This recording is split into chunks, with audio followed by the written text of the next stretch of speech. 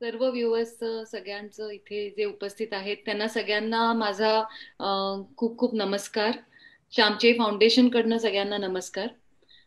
आज आपण सद्यस्थितीत किशोरवयीन विद्यार्थ्यांना समजून घेता या सत्राच्या पुढच्या भागाकडे वळलो आहोत आणि आत्ता गेले 3 सेशन्स आपण डिस्कस केले. काही सायकोलॉजिकल इम्पॅक्ट किंवा कोविडमुळे होणारे जे काही इम्पॅक्ट आहेत त्याला कसं त्याच्या सामोरी जावं आणि कायद्याच्या अंगाने सुद्धा आपण चर्चा केली आहे.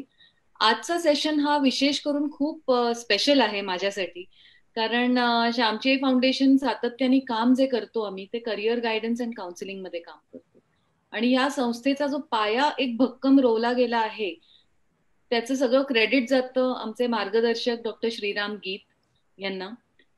गीत सरांचं आय थिंक इंट्रोडक्शन महाराष्ट्रामध्ये पुण्यामध्ये अनेक वर्तमानपत्रांमध्ये त्यांचे लेख येतात. ते गेली 25 वर्ष करिअर काउन्सिलिंग या क्षेत्रामध्ये काम करतायत आणि मला वाटत नाही की घरोघरी पोचलेलं हे नाव आहे.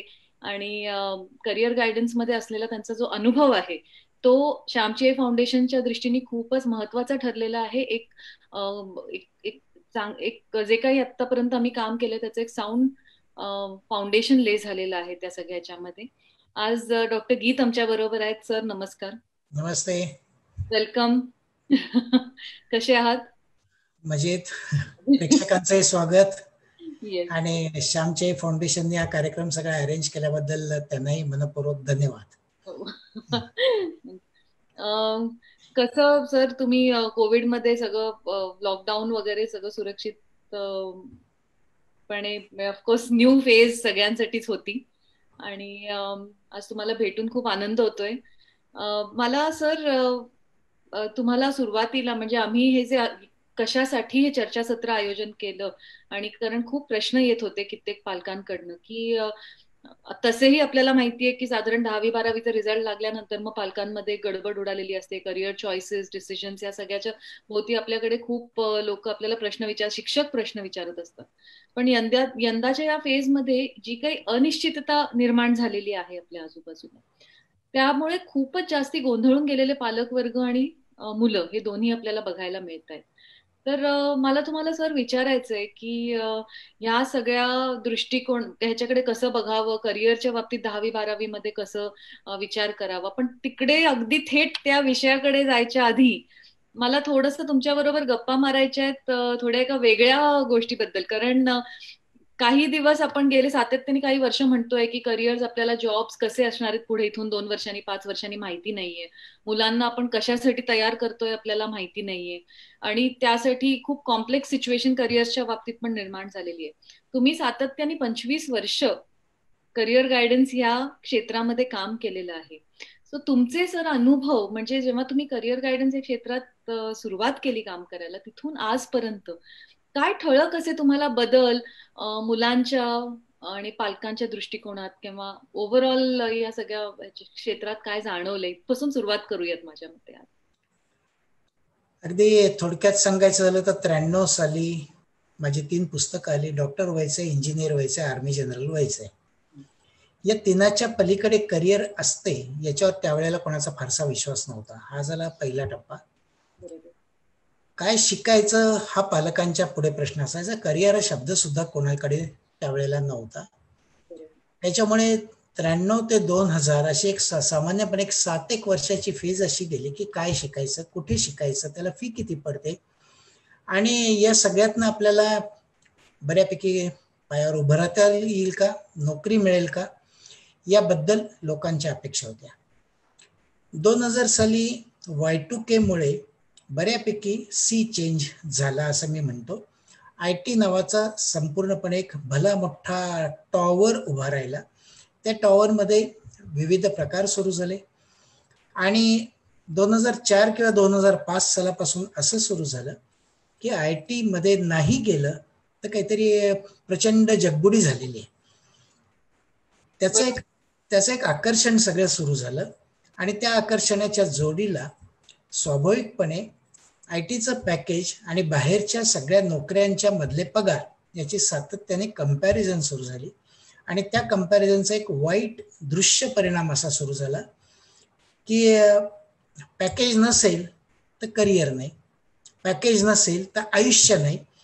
आणि अमेरिकेला जाता येत नसेल एखाद्या IT कंपनीतनं तरच सगळं छान झालंय, नाही तर आपली सगळ्या आयुष्याची फरफट चालली. इथं आपण खितपत पडलोय. हा एक फील याच्यात 2000 ते 2010च्या दरम्यानचा एक मोठा फेज गेला. बरोबर. 2010 नंतर पुन्हा एक सी चेंज ज्याला म्हणता येईल त्याला सुरुवात झाली. तो सी चेंज अशा स्वरूपाचा होता की Y2Kच्या निमित्ताने 98-99 पासून 2005 पर्यंत तिथे गेलेली अनेक लोक ही परत यायला सुरुवात झाली. बरोबर. त्यांना मुलं झाली, मुली मोठ्या होत आहेत, आपण परत जाऊया, भारतातच करिअर करूया. आणि त्याच वेळेला भारतातनं H1B व्हिसावर तिकडे पाठवण्याच्या संदर्भात सुरुवात झाली. सुबत्ता वाढत गेली. मध्यमवर्गीय किंवा उच्च मध्यमवर्गीय क्लासमध्ये सहजगत्या आजगत्याला 40 ते 50 लाख खर्च करून अमेरिकेला मुलाला शिकायला पाठवू ही शक्यता तोपर्यंत नव्हती. ती 10 साल नंतर सुरुवात झाली. 10 साल नंतर सुरुवात झाली. या सगळ्याच्या संदर्भात मी एक छोटंसं उदाहरण देतो. ज्याला ग्रँटिन एड संस्थेमध्ये काम करणारे प्राथमिक शिक्षक आई आणि वडील त्यांची जर 25 ते 30 वर्षाची सर्व्हिस झालेली असेल आणि त्यांच्या 24 किंवा 25 वर्षाच्या मुलाला किंवा मुलीला पाठवायचं असेल तर 2010च्या आधी हे स्वप्न त्या क्लासमधलं कोणीही पाहत नव्हतं. ते स्वप्न आज सहजगत्या पाहायला सुरुवात झाली. अनेक शिक्षक हा वेबिनार बघतायत म्हणून मी हा मुद्दा म्हणून उल्लेख करतो. आणि कर्ज काढून म्हणा किंवा व्यवस्था करून म्हणा किंवा मुलाला त्याच्या ॲस्पिरेशन्स कंप्लीट करण्याकरता घर पुढे जाईल म्हणा, याच्याकरता परदेशचा टिळा लावणं या सगळ्या प्रकाराला 2010 ते 2020 सुरुवात झाली. आणि या सगळ्यामध्ये आता करोनाने प्रचंड अचानक खीळ घातलेली आहे आणि 5 महिन्यात सगळेजण गडबडून गेलेले आहेत. पण जरी गडबडून गेलेले असले तरी सुद्धा मी एक सगळ्यांच्या साठी मुख्यतः हा वेबिनार अटेंड करणाऱ्या सर्वांसाठी असं सांगू इच्छितो, वय वर्ष 25 पासून 65 पर्यंत कंपल्सरी मिळवावंच लागेल असे दिवस आलेले आहेत. पेन्शन घेऊ, निवांत घरी राहू, VRS घेऊ, हे दिवस संपलेले आहेत. त्याच्यामुळे या 40 वर्षाच्या दृष्टीने करोनाचं वर्ष जरी चॅलेंजिंग असलं, डिमांडिंग असलं तरी सुद्धा त्याच्यातनं काहीतरी जगबुडी झाली आहे, काहीतरी गंभीर झालंय, मुलांच्या शिक्षणात खीळ पडलाय. हे सगळ्यांनी जर डोक्यातनं काढून टाकलं तर future is clean, future is clear. At the same time 3 गोष्टीवर मात्र नक्की येते 3 वर्ष पूर्णविराम मिळणार आहे. पॅकेज, पोझिशन आणि परदेश हे 3 शब्द मी मुद्दामून वापरतो.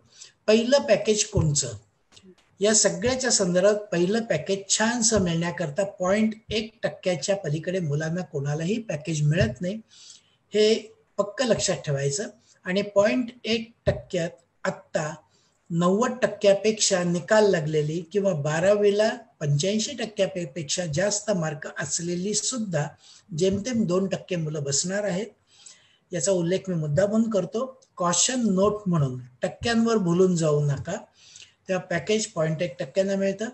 पोझिशन मिळण्याकरता 7 ते 8 वर्ष कष्टाने काम करावं लागतं आणि परदेश नशिबात असेल तर नक्की मिळतो.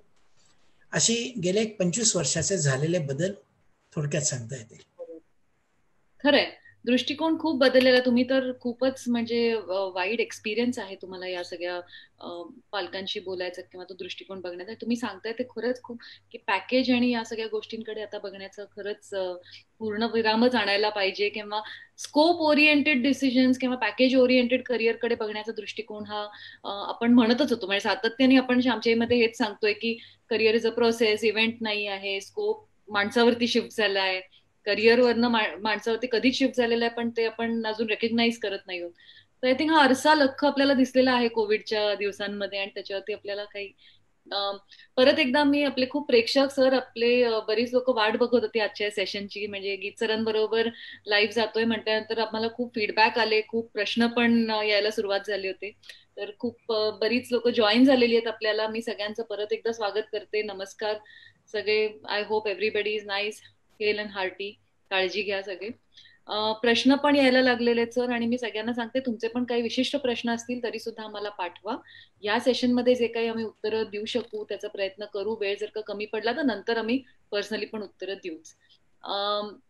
सर्वप्रथम सर मला तुम्हाला अगदी खास करून विचारायचं की 12वीचा आता निकाल लागलेला आहे, 10वीचा नुकताच लागला. तर 10वी आणि 12वीच्या नंतर जे एंट्रन्स एक्झाम्स, ऍडमिशन्स, याचा सगळ्याचा जो आता गोंधळ उडालेला आहे, तर पालकांनी आणि मुलांनी 10वी-12वी नंतर काय करिअरचे निर्णय कसे घ्यावेत, तुमचं काय मार्गदर्शन राहील? सगळ्यात पहिल्यांदा आपल्याला नेमकं काय करायचंय, मनात काय आहे हे मुलांनी कागदावर लिहून काढावा. मला काहीच माहित नाही म्हणण्यापेक्षा काय काय माहित नाही हे लिहिलं तरी सुद्धा ते एलिमिनेट करता येतं. आय एम कन्फ्युज म्हणण्यापेक्षा कशा कशात कन्फ्युज आहेस, हा झाला एक साधा सुरुवातीचा भाग. आपण 10वीच्या बसलेल्या प्रत्येक मुलाला टेस्ट दिलेली आहे. 16 लाख मुलांच्या हातात त्यांचे इंटरेस्ट आलेले. बरोबर. त्या इंटरेस्टशी आपण लिहिलेलं काही मॅच होतंय का, हा झाला दुसरा टप्पा. या दोन गोष्टी मॅच होण्याच्या झाल्या तर त्या मॅच होण्याच्या संदर्भात त्याच्याकरताच्या क्षमता कोणत्या लागतात, या क्षमतांचा पॅरामीटर्स आपल्याकडे दिलेले आहेत. ज्या क्षमतांचा पॅरामीटर 70च्या पलीकडे असेल त्या क्षमतांचा आपल्याला वापर करून सुंदर करिअर करायचे का त्या क्षमता वाढवण्याकरता 11वी-12वीचे 2 वर्ष वापरायचे, अशा पद्धतीत विचार करता येतो. थोडंसं एलॅबोरेट करून सांगतो. सायन्स घ्यावं असं वाटतं, हरकत नाही, मार्क पडलेत म्हणून सायन्स घेऊ नको. सायन्समध्ये काय करायचं ते ठरव. सायन्समध्ये काय करायचं तर जवळजवळ आज घटकेला 25 वेगवेगळी क्षेत्र डोळ्यासमोर येऊ शकतात. त्या क्षेत्रांची नावं लिहिली तर तिथपर्यंत पोहोचण्यासाठीचे वर्ष डिफाईन होतात. आणि मग सायन्ससाठीच्या 2 ज्या अत्यंत महत्वाच्या गोष्टी लागतात, लॉजिकल आणि न्यूमेरिकल, याची 70च्या वर तुझ्याकडे कपॅसिटी आहे का, आणि ही जर नसेल तर सायन्समध्ये जाणं धोक्याचं ठरतं. सरसकट 10वीचा मुलगा 90% पडले म्हणून जर सायन्समध्ये गेला आणि त्याचं लॉजिकल आणि न्यूमेरिकल जर कमी असेल तर 12वीला त्याचे 30 ते 35% सुद्धा कमी होऊ शकतात. यंदाचे 12वीचे निकाल लागलेले जरी ते हायपर असले तरी सुद्धा 20 ते 25% सायन्सच्या मुलांचे अनेकांचे मार्क कमी झाले असे गेल्या 15 दिवसात मला फोन आलेले आहेत, माहिती आहेत. आपण आपल्या नात्या, शेजारी, मित्रांच्याकडे, मामा, मावशी, काका, काकू यांना जर विचारलं की तुमच्याकडे 10वीच्या संदर्भात किती टक्के पडले ते, 12वी सायन्सला किती पडले, तर या सगळ्याचा खुलासा व्हायला लागतो. आणि हा खुलासा आपण दिलेल्या टेस्ट मधल्या 2 पॅरामीटर्स मधनं होत असतो. त्याच्या जोडीला अजून एक गोष्ट आहे, व्हर्बल ॲबिलिटी चांगली आहे. व्हर्बल ॲबिलिटी जर चांगली असेल तर त्या ह्याच्यातनं आपण कॉमर्समध्ये ती वापरू शकतो. न्यूमेरिकलचा सपोर्ट देता येतो. मग तिथे कॉमर्ससाठी न्यूमेरिकल ॲबिलिटी 70च्या वर लागत नाही, 40 ते 50 असली तरी पुरेशी असते. आणि त्या पुरेशेचा व्हर्बलशी संबंध जर जोडला तर 10वीचे टक्के किती का असे ना, बीकॉम हुस्तर किंवा 12वी नंतर काही बदल करून कॉमर्समध्ये आपल्याला विविध पद्धतीत जाता येतं. आर्ट्सच्या संदर्भात अगदी साधं आहे.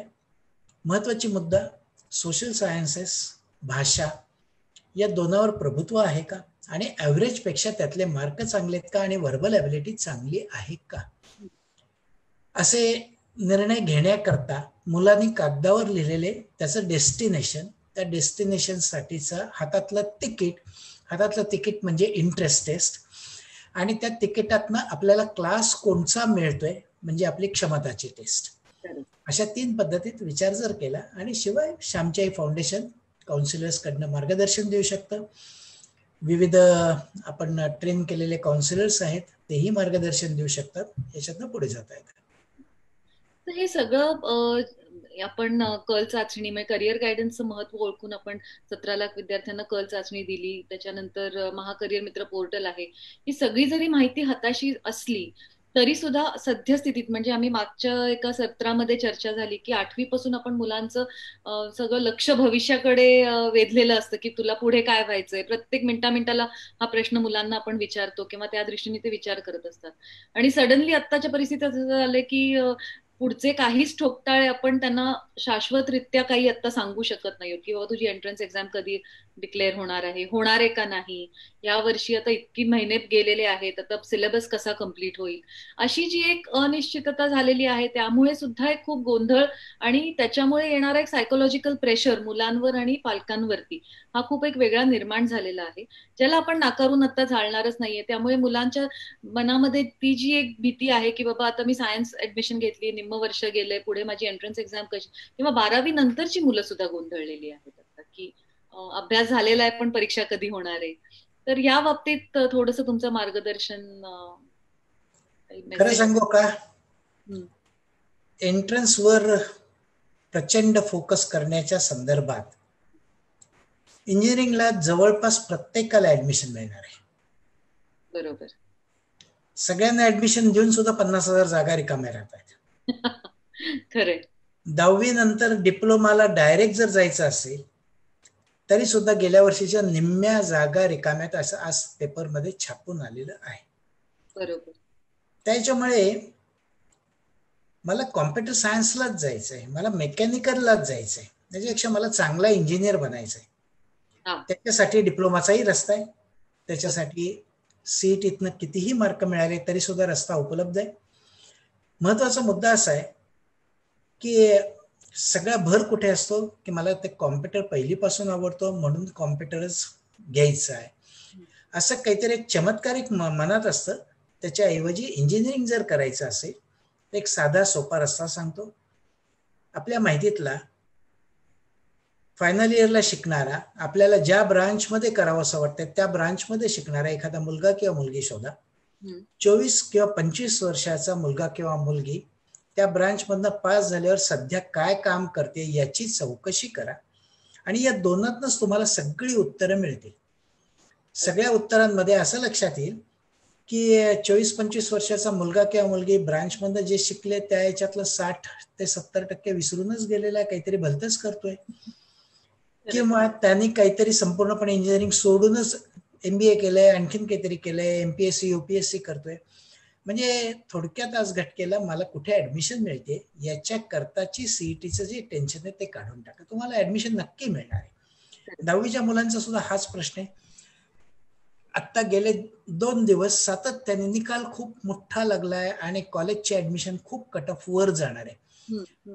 कट ऑफ वर जाणारे आणि पालकांची आणि मुलांची अस्वस्थता, चिंता, रडारड, भांडणं, मॅनेजमेंटवर दबाव, मग आपल्याला पैसे किती भरायला लागतील म्हणून चर्चा, याच्या सगळ्यातनं बाहेर येण्याचं एक साधं सोपं कारण सांगतो.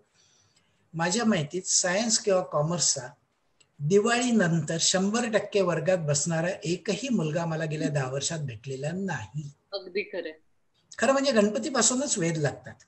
गणपती विसर्जन होतं तसं वर्गात बसण्याचं विसर्जन होतं. सायन्सच्या मुलांचं तर क्लासेस सुरू 3 महिने झाले, तो त्यांनी ऑलरेडी सुरू केलेले आहेत.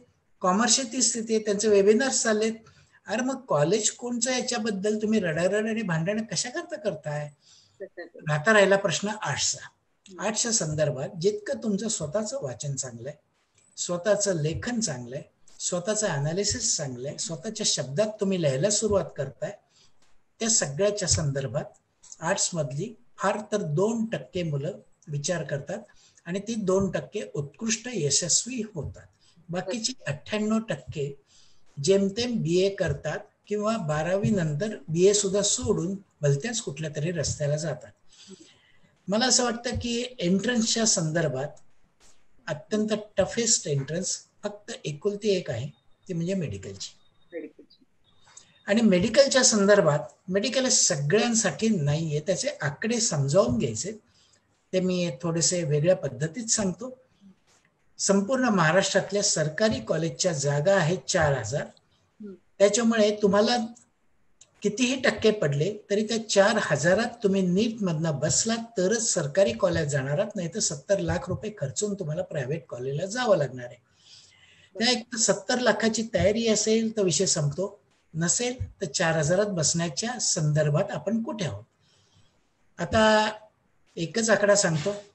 ICSE board, CBSE board, state board यांची नुसत्या महाराष्ट्रातली 1.25 लाख मुलं 90%च्या पुढे. बरोबर. मग त्या 1.25 लाखातनं फक्त जर 4,000 मिळणार असेल तर मेडिकल आणि माझी इच्छा आहे असं म्हणण्यापेक्षा जर तपासून पाहिजे. आणि मग फ्रस्ट्रेशनचा भाग जातो, टेन्शनचा भाग जातो आणि सीईटी नीटची सगळी गडबड बाजूला जाते. आणि सीईटी नीट ज्यांना मनापासून द्यायचे त्यांच्यासाठी ऑगस्ट आणि सप्टेंबरचे अजून 60 दिवस हातात आहेत. 60 दिवस गुणिले 6 तास, 400 तासाचा जर त्यांनी अभ्यास केला तो यश त्यांच्याकरता वाट पाहते. बरोबर, अगदीच. मेडिसिनचं जसं तुम्ही वास्तव सांगितलं तसंच आपल्याकडे जे IIT आणि याचं पण IITचं वास्तव त्याच्यापेक्षा वाईट आहे. IITचं वास्तव एवढं वाईट आहे की संपूर्ण महाराष्ट्रातनं आज गटकेला 22 IITs आहेत. त्यातले 10 IITs मध्ये आपल्याला प्रत्येकाला जायचं असतं. पुढच्या 12च्या जागा आणि गावं सुद्धा माहीत नसतात. त्या सगळ्यासाठीच्या पहिल्या 10 IITs जाण्यासाठी पहिल्या 5,000 अख्ख्या भारतातनं यावं लागतं. आणि जर अख्ख्या भारतातनं पहिल्या 5,000 यायचं असेल तर ते खूप खूप कठीण आहे. सामान्यपणे यंदा JEEला 19 लाख मुलं बसलेली आहेत. त्यातली 2.5 लाख फक्त ऍडव्हान्स करता जातील आणि ऍडव्हान्स मधनं 13,500 मुलं सिलेक्ट होतील.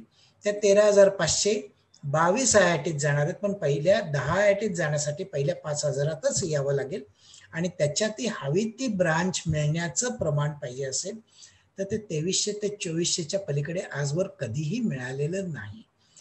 तेव्हा आम्ही 8वी पासून IITचा क्लास लावू का, मी अमकं करू का, मी त्याची तयारी करायला उशीर केला का, असं काहीही नाहीये. मुळात त्या रेसमध्ये तू आहेस की नाहीस.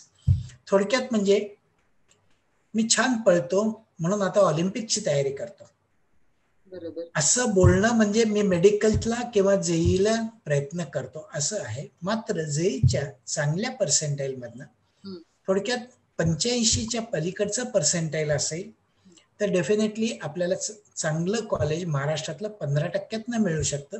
त्या दृष्टीने प्रयत्न करायला काही हरकत नाही. आणि IIT साठी ऍडव्हान्सला क्वालिफाय होण्यासाठीचं पर्सेंटेज आहे ते 98.5% सुरू होतं. 98% ला 12वीचा निकाल लागल्यापासून आणि JEEच्या पहिल्या परीक्षेचा निकाल लागल्यापासून अशा स्वरूपाची मला फक्त 3 मुलं भेटलेली आहेत. हे मी मुद्दाम उल्लेख करतो पुण्यासारख्या शहरात. जास्त असू शकतात पण त्यांची संख्या कधीच सामान्यपणे 1000च्या पलीकडे जात नाही. आणि ऍडव्हान्स मधनं फर्स्ट अटेम्प्टला पहिल्या 10 IITत मला हवी ती ब्रांच मिळाली अशांची संख्या फार फार तर 150 पर्यंत जाते. थोडस विस्ताराने उल्लेख केलेला आहे. काहींना तो आवडेल, काहींना आवडणार नाही. हा सर, कारण आवडणं न आवडण्याचा प्रश्न नसतो. काय होतं, मुलं ही तुम्ही जे सांगता ते अगदी तुमच्या अनुभवाचे बोल आहेत आणि तुम्ही इतके वर्ष पाहिलेलं. 10वीचे आता मार्क जे आपण बघतोय त्याच्यामध्ये काय कितीतरी मुलांना 100 पैकी 100 मिळालेले आहेत. त्यातून सुद्धा जो एक मुलांचा एक किंवा पालकांचा सुद्धा कुठेतरी संभ्रम अवस्थेत जातात की हे मार्क म्हणजे 10वीचे मार्क ह्याच्यावरनं करिअरचे डिसिजन्स घेतले जातात. आणि मग पुढे जी गडबड होते ती त्याच्या पुढे कदाचित मला तर मी कित्येकदा मला असं वाटतं की 10वीतल्या पालकांनी जर का 12वी झालेल्या एखाद्या विद्यार्थ्याच्या पालकांबरोबर संवाद साधला तरी बऱ्यापैकी करिअर काउन्सिलिंग तिकडेच बऱ्यापैकी जागेवर येतील. सो हे आहेत प्रश्न, खूप मोठे आहेत आणि त्याच्यातनं मग नैराश्य आणि बरेच प्रश्न पुढे आपण काउन्सिलिंग मध्ये पण पुढे येतातच. काय असतं, माझे 10वीचे 94% आहेत ते जो मुलगा आजच विसरतो त्याला पुढचं आयुष्य छान असतं. क्या बात आहे, खरे. पण माझे 94 आहेत इथेच जो अडकतो आणि प्रत्येक परीक्षेच्या वेळेला त्या 94ची आठवण काढतो, त्याची फरफट सुरू होते. त्या फरफटीतनं बाहेर पडण्याच्या संदर्भात तुम्ही म्हणता ते नैराश्य, बाकीच्या सगळ्या गोष्टी या ओघाओघाने यायला लागतात. अगदीच. तर आजचा आपण विषय जो घेतला होता त्याच्यामध्ये एक आपण वापरलंय की करिअर घडवणं महत्वाचं आहे. बरोबर आहे. तर करिअर घडवणं म्हणजे नक्की आता काय कसं घडवायचं हे घडवण्याच्या संदर्भात महत्वाची गोष्ट अशी आहे, आता जे शिक्षण धोरण आलंय त्या शिक्षण धोरणात सातत्याने जो एक शब्द वापरला जातोय कौशल्य विकास.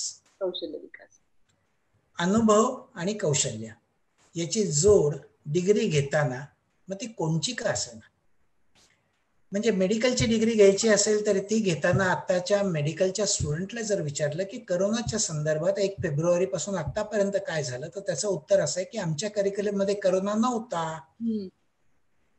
हे उत्तर मी ऐकलेलं आहे आता एका मेडिकल स्टुडंट कडनं. अरे करिक्युलम मध्ये करोना नव्हता, पण तू जेव्हा पास होशील तेव्हा करोनाचा आणखीन एक सावत्र भाऊ येईल, मावस भाऊ येईल, त्याला तू कसं तोंड देणार आहेस? वडिलांचं वर्कशॉप आहे, 70-75 लोक काम करतायत. नाही नाही, मी कुठे वर्कशॉप मध्ये जाणार, मी अमेरिकेला जाणार आहे. वडिलांच्या वर्कशॉप मध्ये मी कधी फिरकलोच नाही.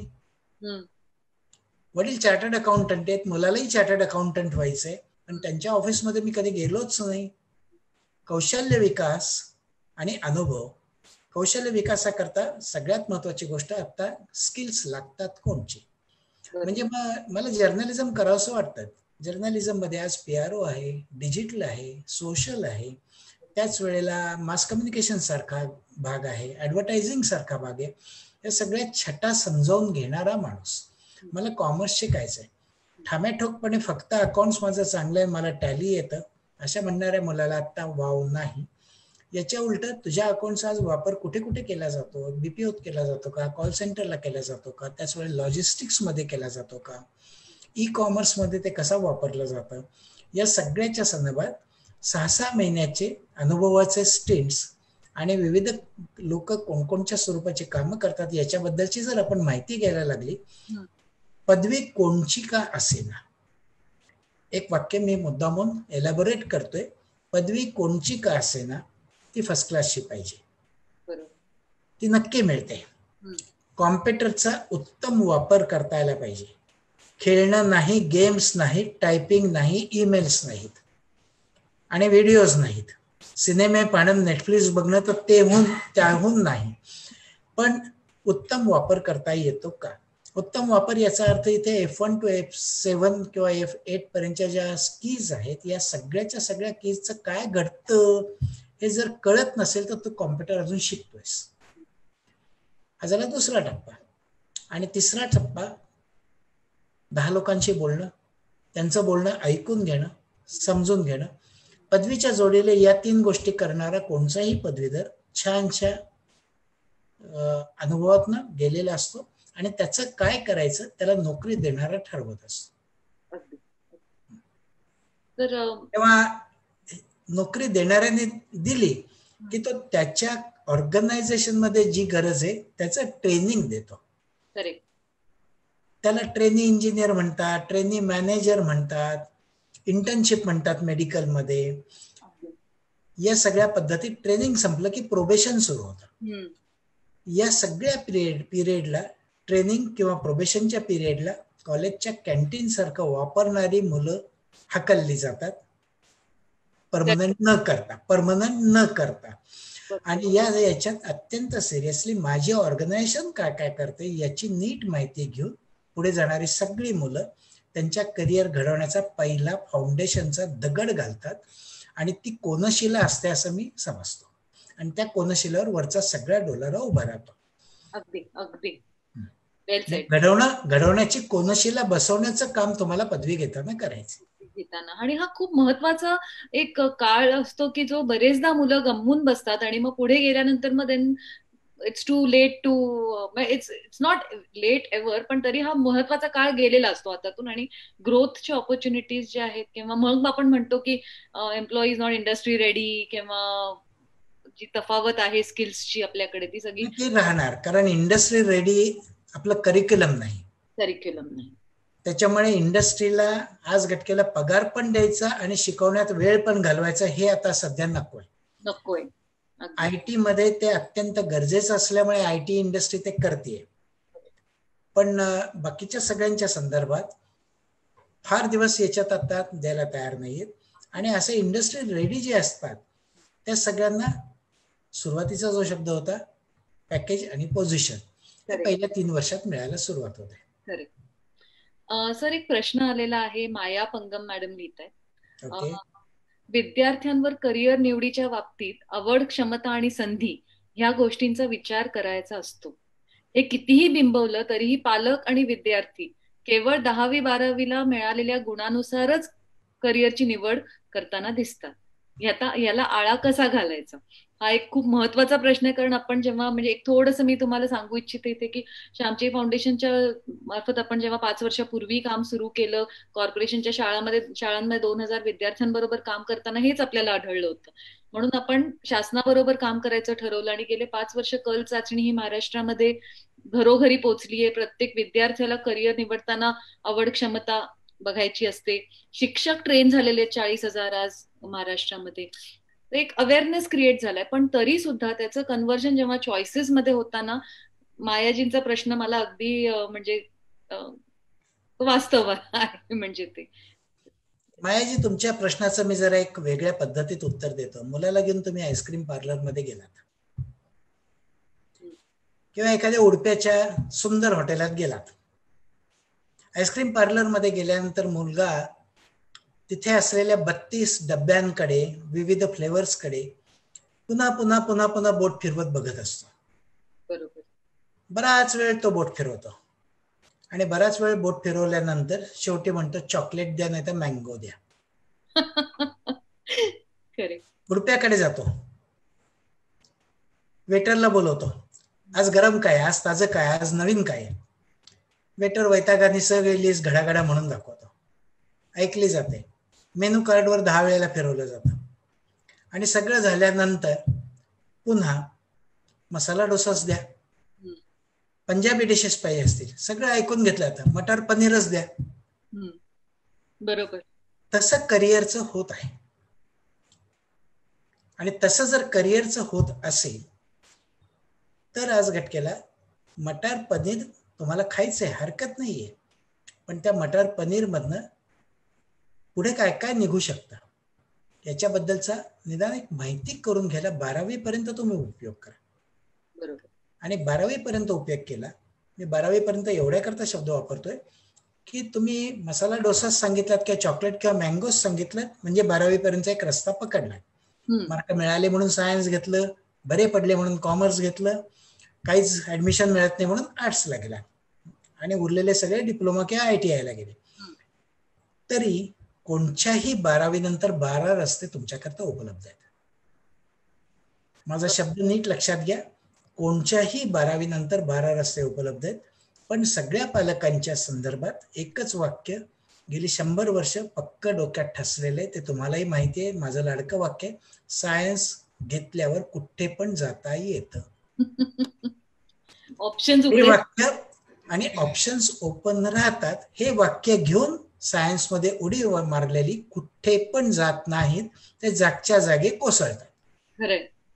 तेव्हा ज्यांना इंजिनियर व्हायचंय, ज्यांना डॉक्टर व्हायचंय, ज्यांना सायंटिस्ट व्हायचंय त्यांनी सायन्स घ्यावं. बाकीच्यांनी निदान वेगळा फ्लेवर, वेगळी डिश चाखून पाहावी. मग ती फ्राईड इडली सारखी असू शकते, मैसूर मसाला डोसा असू शकतो, टुटी फ्रुटी सारखं आईस्क्रीम असू शकतं. आणि मग या सगळ्याच्या संदर्भात नाही आवडलं तर 12वी नंतर आवडीचं शोधायला आपल्याकडे पुन्हा 12 रस्ते आहेत.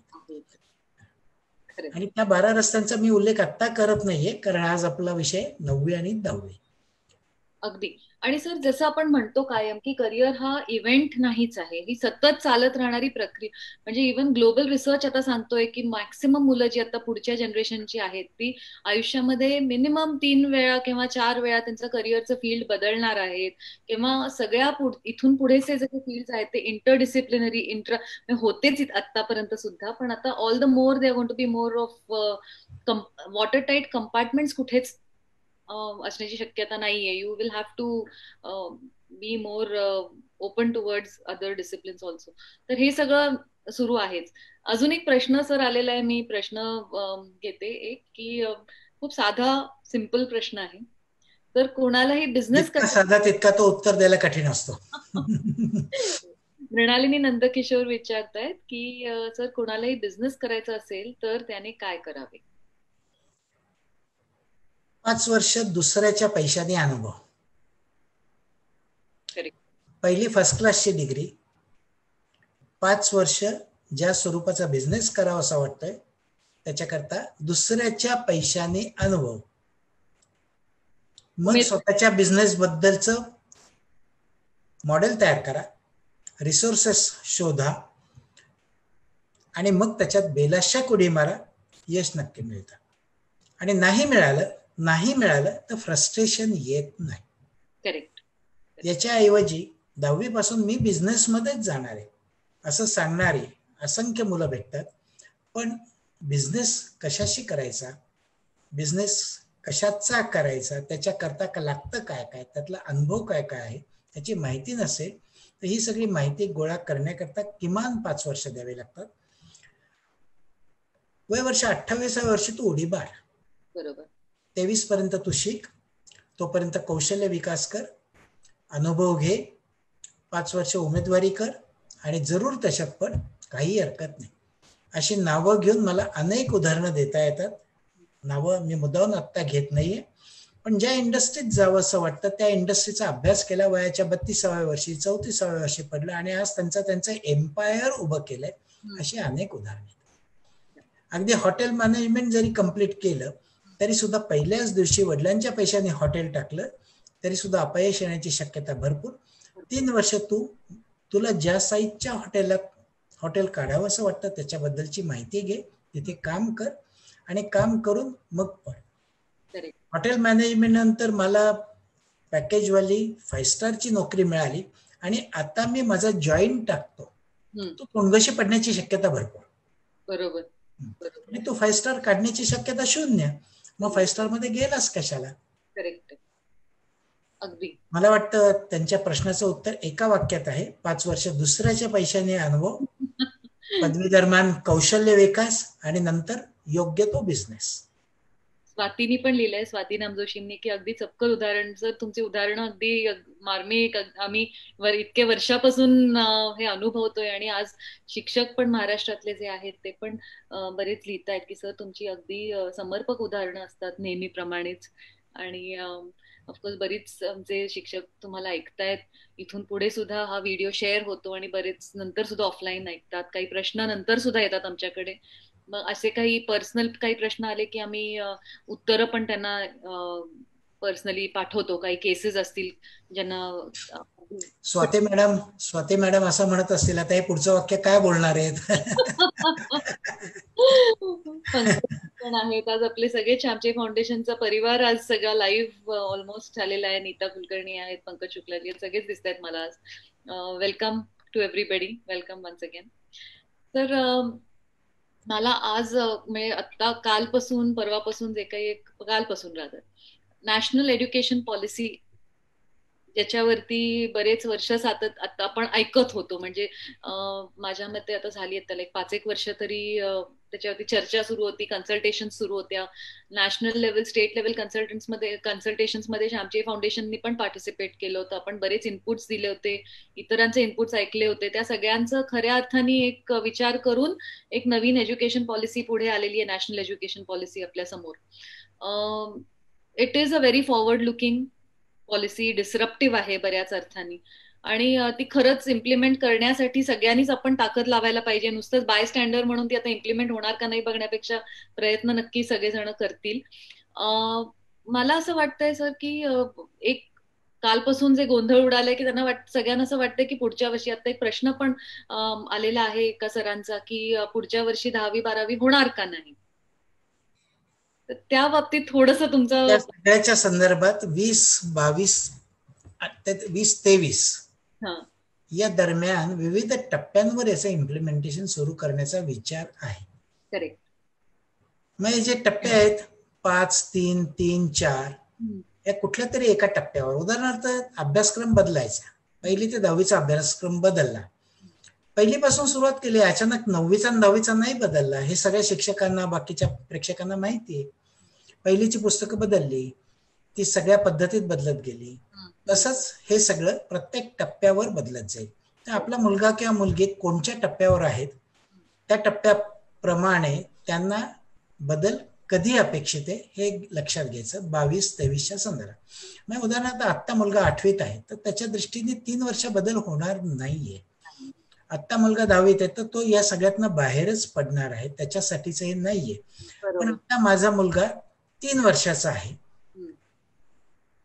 तो मी बालवाडीत, अंगणवाडीत, सिनियर केजी, ज्युनियर केजी या सगळ्या भानगडी संपून जेव्हा पहिलीच जाईल त्यावेळेला या बदलाला मला सामोरं जावं लागेल, हे लक्षात घ्यायचं. आत्ता विचलित होण्याचं अजिबात कारण नाही, अर्जंटली रिॲक्ट होण्याचंही कारण नाही. मी या सगळ्याला एक पारंपरिक जो शब्द आहे प्रतिक्रिया आणि प्रतिसाद, गेले 2 दिवस मला ऐकू येतात, त्या प्रतिक्रिया ऐकू येतात की आमचं काय होणार, मुलांचं काय होणार, आणि पालकही विनाकारण भांबावलेले आहेत. या सगळ्यांनी प्रतिक्रिया थांबवायची आणि प्रतिसादाकरता कमीत कमी पुढच्या वर्षी जून पर्यंत काय काय घडतंय, कसं घडतंय. आणि सुदैवाने हे सगळं करणारी माणसं राजकारणी नाही आहेत. कस्तुरीरंगन हे आज घटकेला विविध पंतप्रधानांचे सल्लागार आणि शास्त्रज्ञ आहेत. शास्त्रज्ञ घडवण्यात त्यांचा हात आहे. SNDT नावाच्या विद्यापीठाच्या, जेंडर बेस्ड विद्यापीठाच्या अतिशय स्वागतशील अशा कुलगुरू या त्यांच्या उजवा हात म्हणून काम करत होत्या. त्याच वेळेला विविध लोक त्यांच्या बरोबर काम करत होते, UGCची लोक त्यांच्या बरोबर होती. हे अचानक कोणाच्या तरी डोक्यात आलंय आणि ते आता लादायचा प्रयत्न चाललाय. ही जी एक भ्रामक समजूत आहे ही प्रतिक्रियात्मक आहे, याच्यातनं कृपा करून बाहेर या. सगळ्यांच्यासाठी हे चांगलं आहे, सगळ्यांच्यासाठी चांगलं आहे याचं मी एकच छोटंसं उदाहरण देतो. सगळ्यांना मगाशी मी उल्लेख केला, काय पाहिजे, पॅकेज पाहिजे, पोझिशन पाहिजे, परदेश पाहिजे. त्या परदेशात शिकण्याकरता 12वी नंतरची 4 वर्षाची पदवी नाही म्हणून आपल्या इथला पदवीधर नाकारला जात होता, कारण तो BA BSc BCom झाल्यावर त्याला तिकडे ती पदवी समजली जात नव्हती. बरोबर. हा बदल लॉंग टर्म जागतिक पातळीच्या इक्वल नेण्याच्या संदर्भातला आहे. अगदी. आणि त्याच वेळेला 12वीला मी बायोलॉजी सोडू का, मॅथमॅटिक्स सोडू का, असा वेडेपणा करणारा मुलगा रिसर्च कडे जाऊ शकत नव्हता. आयसरला जायचा विचार करतो जो मुलगा, त्याला PCMB घेऊनच 12वी करावं लागतं. हे जर लक्षात घेतलं, हायर लेवल टार्गेटसाठी, जागतिक पातळीसाठी हे सगळं अतिशय सुंदर पद्धतीत आखलेलं आहे. पण ते 22 साली सुरू होईल. अगदी. आणि खरंच हे इन द लॉंग रन हे खूपच चांगले बदल झालेले आहेत. आपल्याला खरंच जागतिक पातळीवरती कॉम्पीट करायला मुलांना मदत करणार. त्यातला एक जो महत्वाचा बदल आहे की 4थ्या वर्षी पदवीच्या रिसर्च करत करत आपल्याला काम करायचंय. खरं खरं. आपल्या पदव्या कशा आहेत, करायचं आणि कोणीतरी भरवायचं, नाही तर क्लास मधल्या नोट्स घ्यायच्या आणि 80% घेऊन घरी यायचं. अगदी. त्याच्याऐवजी निदान एक प्रोजेक्ट कर.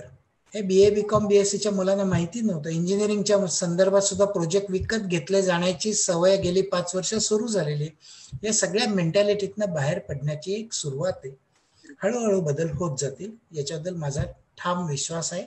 आणि या सगळ्या प्रकरणाशी, या सगळ्या पद्धतीच्या कॉन्फरन्सेसमध्ये, सेमिनारमध्ये तुम्ही होतात, मीही होतो. सेडाने हे सगळे कॉन्फरन्सेस घेतलेले होते, त्याचे मटेरियल आपण दोघांनी वाचलेलं आहे. तेव्हा मी हवेतनं काहीतरी उत्तर देतोय असं नसून गेले 6 महिने याच्याबद्दलची पूर्ण माहिती घेतल्यानंतर दिलेलं उत्तर आहे. बरोबर. अगदी. आणि हे सगळे बदल वेलकमच आहेत सर. मला एक आनंद खूप झाला काल डॉक्युमेंट वाचून ते की करिअर गायडन्सला एक महत्वाचं स्थान मिळालेलं आहे. बरोबर. इथे म्हणजे आपण जेव्हा कामाला सुरुवात केली तेव्हा फार फार तर 5% मुलांना करिअर गायडन्स, ते पण अर्बन पॉकेट्स मध्ये आणि जिथे पालक स्वतः काही इन्व्हेस्टेड आहेत अशा ठिकाणीच आपल्याला ते घडून येताना दिसत होतं. पण आता सार्वत्रिकरण जे त्याचं आपण जे म्हणत होतो की राईट टू राईट एज्युकेशन सारखंच तो यायला पाहिजे, तर ते आता कुठेतरी दिसतंय. त्याचा मला खरंच मनापासून खूप आनंद झाला. आपण केलेल्या कामाची एक काय म्हणतो त्याला आपण, पावती नाही म्हणतो पण एक कॉन्ट्रीब्युशन कुठेतरी केल्यासारखं. सगळ्यांना ओढत ओढत करिअर करिअर करत श्यामच्या फाउंडेशनने जे नेलेलं आहे त्याचा एंड पॉइंट जरा दिसायला लागला. आणि सर एक अजून एक प्रश्न आलाय की संतोष सोनवणेजी विचारतायत, सर इंडस्ट्री मधील डिमांड आणि सप्लाय लक्षात घेऊन मुलांनी करिअर निवडायचे का, ती माहिती कुठे मिळेल असं त्यांचं म्हणणं. Anyways that is one of the.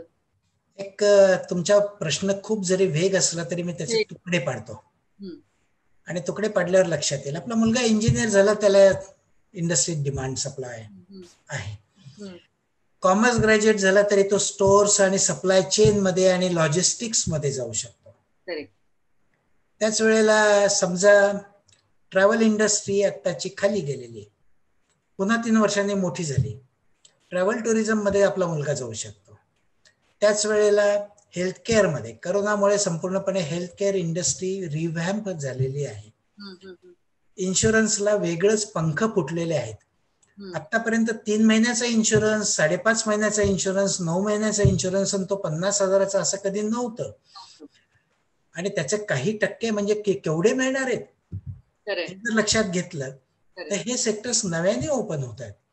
Industry आणि सप्लाय डिमांड म्हणण्यापेक्षा आपला मुलगा कोणची डिग्री घेतोय आणि याच्यानंतर ultimately where is going to land ते त्याच्या आवडीनुसार तो ठरवू शकेल.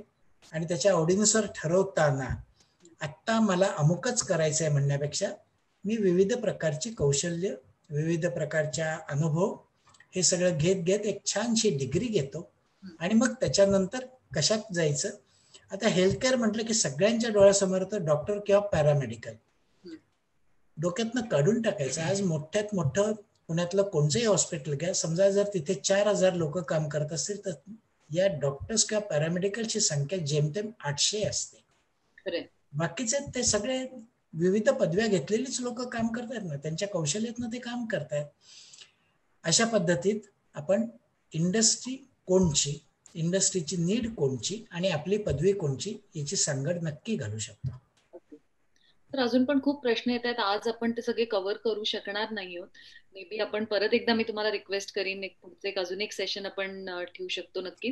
तुम्ही बोलवाल त्यावेळेला आपण कधी सुरू करायला काही हरकत नाही, किंवा असंही करायला हरकत नाही की आजचे सगळे प्रश्न जॉट डाऊन करायचे, समराईज करायचे आणि या सगळ्या लोकांनी प्लीज प्लीज प्लीज ते उत्तर ऐकायला यायचं.